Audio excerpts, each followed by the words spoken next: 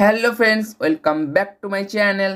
উইন্ডোজের যেসব new user রয়েছেন বা যারা এই প্রথম উইন্ডোজ 10 বা উইন্ডোজ 11 ইনস্টল করেছেন, তারা ডেস্কটপের মধ্যে লক্ষ্য করবেন যে আইকন সাইজগুলি লার্জ আকার রয়েছে। সেই আইকন সাইজগুলি কীভাবে চেঞ্জ করবেন তার জন্য ভিডিওটি সম্পূর্ণ দেখতে হবে। চলুন ভিডিওটি শুরু করা যাক।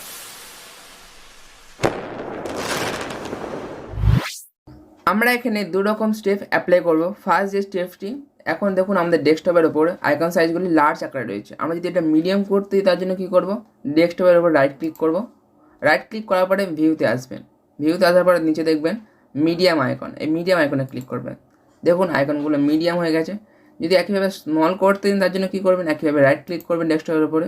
রাইট ক্লিক করার পরে ভিউতে আসবেন এবং নিচে দেখবেন স্মল আইকন, এই স্মল আইকনে ক্লিক করবে।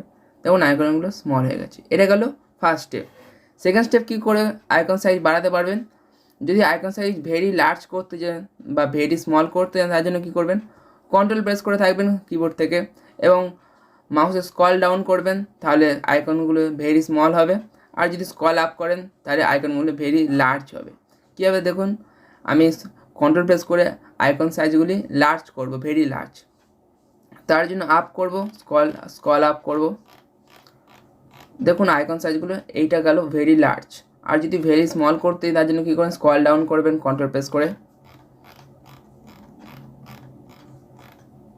দেখুন ভেরি স্মল হয়ে গেল। এইভাবে আপনারা আইকন সাইজ বাড়াতে পারবেন বা কমাতে পারবেন। ভিডিওটি যদি ভালো লাগে নিশ্চয়ই লাইক করবেন এবং নিচে কমেন্ট করে জানাতে পারেন আপনারা নেক্সট ভিডিওগুলির মধ্যে কেমন ভিডিও দেখতে চান।